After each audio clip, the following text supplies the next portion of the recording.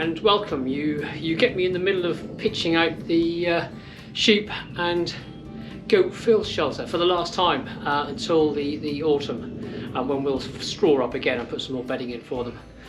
We like to do 3 jobs this time of year. It's called our Trilogy, our spring Trilogy. Bowie had his Berlin Trilogy, we've got our spring Trilogy. One of which is get Kobe home, safe and away from all this fresh grass, and that's job done, that's ticked. That's done a few days ago. The second one is to clear out the sheep and goat field shelter. What we like to do is to pitch all the bedding and the soil bedding that's on the bottom of the floor here, pitch it outside on some piles, and what I'll do is in the next couple of days bring over the quad, and then we'll pitch into the quad and then go over to the open air worm bed and pitch this bedding out, the soil bedding out onto the to the worm bed. The worms will be okay with it. They'll be quite happy. They'll use that as food as and when they want to. It can be a little bit rich. I can smell the ammonia sometimes as I'm lifting up the old bedding. But as and when the worms are ready, they can have a go at it. I don't put it all in one place. I spread it out over various places on the worm bed so they can go to it as and when they want to. But you find that over a period of time they'll reduce that by about 50% in volume, so they do a damn good job. So that's what I'm going to be doing for the rest of now, is just to get the rest of the remainder of this bedding pitched out. The third of our spring Trilogy is to get some air into the ground where we have Willow and Kobe's winter feeding area. So it's moving that tombstone feeder, and it's getting a couple of different type of harrows on that ground just to rip through it and get a little bit of air into it, and to leave that bare for the summer. And pick out a reasonably safe, clean area to start all over again in the autumn. So as Sharon will say, stop faffing and get on with it.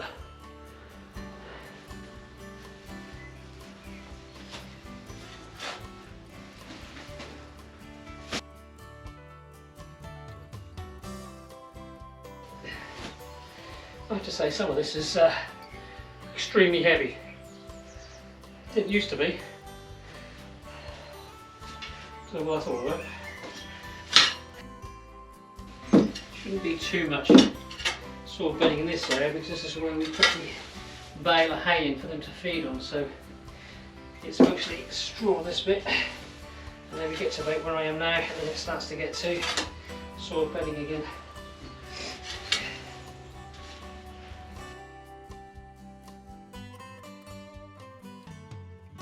I don't know if you can see the deliberate mistake I've made with some of this first half when I pitched out and put piles outside.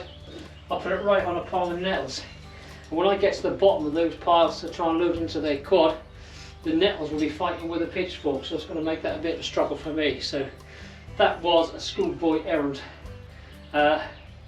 apprentice errand, or whatever you like, but it's my own fault. I won't concentrate, so I shall reap the punishment. One thing I can say it does, it clears the nostrils.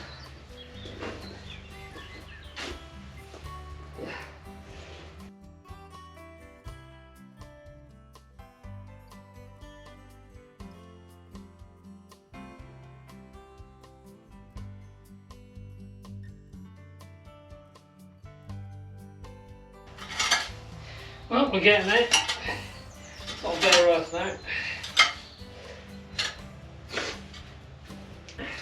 The other thing I have noticed while I've been doing this is there's some swallows have been flying in and out.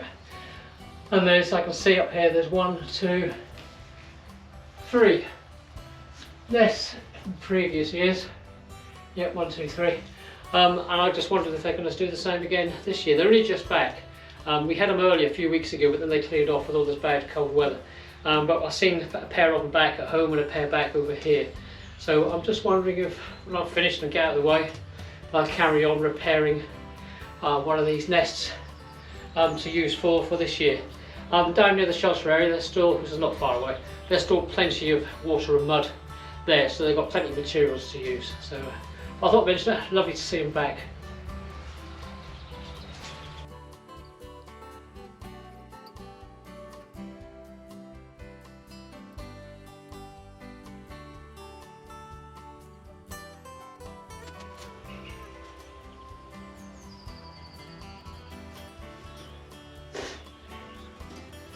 That was the alarm call of a green woodpecker, just from overhead. You get a lot of yapples here, mainly because of the a lot of the anthills we have here. That's it. That's the job completed as far as clearing out the soil bedding in the field shelter is concerned, so the air can now get to this for 6-7 months, which will do it the world of good. And tomorrow, or the day after, I haven't decided yet, I've got some other jobs to do at home, I'm going to bring over the trailer and get some of this, all of it, pitched onto the open air worm bed. And that will be the second of our spring trilogy done. And we'll be moving on to the winter feed area for willow and cobie and get that sorted. Anyway, must go. Get home, and today it's my lunchtime treat day today, so I have a cheese and onion sandwiches and a little bowl of chips. Happy days.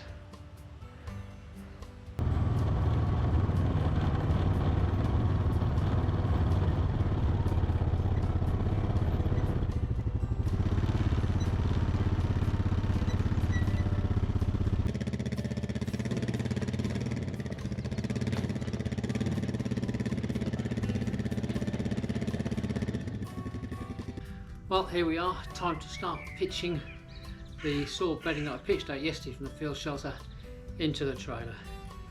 I know, stop faffing, get on with it. I'm gonna have that put on my headstone, you know.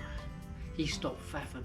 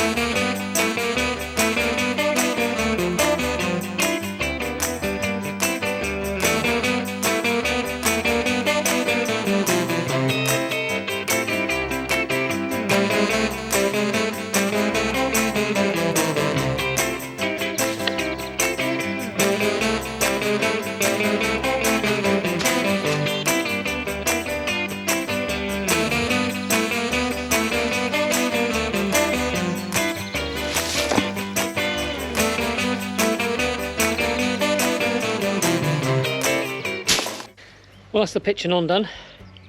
I've just got to do the pitching off on the open air worm bed. See you in a mo.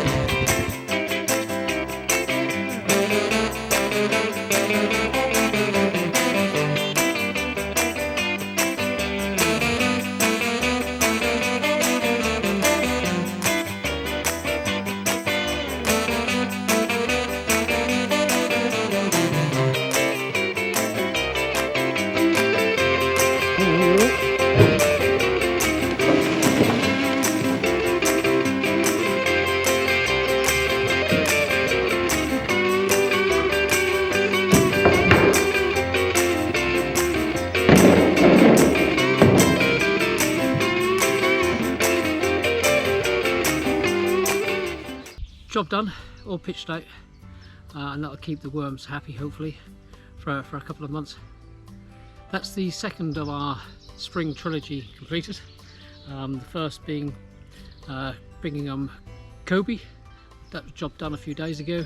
The second one is what we've just done, finish off pitching the sheep and goat field shelter, keep that clear, let the air get to the ground for the next 6 months.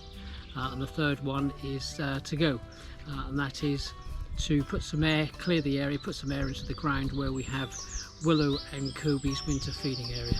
So we shall do that in a few days' time. Well, this is the one side of the worm bed. I've kept that clear, so I haven't put any of the soiled bedding from the sheep and goats on here, so the worms have got a safe place to stay and to feed. But should they feel adventurous, then they can cross over onto this side, and this is where I've sort of thinly spread the soiled bedding so they can have a go at that in their own time. But you give it another few months and you'll be surprised at what this actually now looks like, or what it will look like. It'll be reduced in volume and it will look well sifted through. We quite often get other animals on here feeding as well as the worms. We get badgers, we get foxes, we get birds. Only last week there was a blackbird, a male blackbird, feeding 2 young, so that's quite encouraging to see. He's had the first brood off, and I guess the female is busy either sitting on eggs or repairing the nest ready for the next brood. The other we got on here is foxes. We sometimes catch the odd rural fox on here, and they are rural because you very rarely see them, and if they get a glimpse or a smell of you or even hear you coming, they're gone. But contrary to popular belief, they don't just live on chickens. They're not carnivores, they're omnivores. They will eat berries and fruits, as well as their main food items. It'll be worms, voles, mice, rats, squirrel if they can catch them, small birds if they can get them. So they have a very varied diet. Likewise the badger will be on here looking for worms, and they'll get a few worms, and then they'll be off to forage on other foods. Again, they are omnivores, they'll take fruits and berries. They'll also take hedgehogs. Because they have long claws, they're actually able to unfurl or unroll the hedgehog when it curls up. So if the hedgehog comes across, or a badger comes across the hedgehog unfortunately is usually doomed. Foxes can't normally do that, badgers can. But other things badgers will take will be young rabbits in the nest, and also they'll scrape out bees in the ground, so they'll be after, I guess, the honey and probably the young grubs that are inside the bee's nest. But again, they have a varied diet, all sorts of things. I guess in this world, you have to have a varied diet to be opportunistic and take advantage and try and do the best to survive. Going back to the foxes, people say they will kill for the sake of killing if they get into a coop. It's not the case at all. Like, it sickens me when people keep saying that. What a fox is actually doing is just taking advantage. And if those chickens were actually left, that fox would be back over the course of the next day or two, depending on how many chickens, and it would take them away and it will cache them. We've seen them do it to ours. We got caught out years ago, and we left them, and we knew what was going to happen, and the fox did come back and he did keep taking them, and he cached them, and they normally bury them underground, in very shallow graves, and they will go back to them to feed as and when it's necessary. It's a bit like us going to a supermarket. We don't just buy one can of beans, we buy several cans of beans. We stick them on the shelf and we'll use them over the course of a week or a fortnight. Likewise bread, we'll buy a few loaves of bread, not one, and we'll stick it in the freezer. Well, the foxes are doing really no different, to be fair. Of course, that's just my opinion. Everybody's entitled to their own opinions. But I just like them, just let them get on with it. That's what I like to do. So the worm bed gets to see a lot of action, feeds a lot of animals, lots of birds, lots of mammals. For those of you who are wondering if I knew what the Bowie Berlin Trilogy were, I think it's the Low album, followed by the Heroes album, followed by lodger, Albert. Tell me if I'm wrong, but I think I'm right. Right, job done, time to get home. Thanks for watching, take care, and bye for now.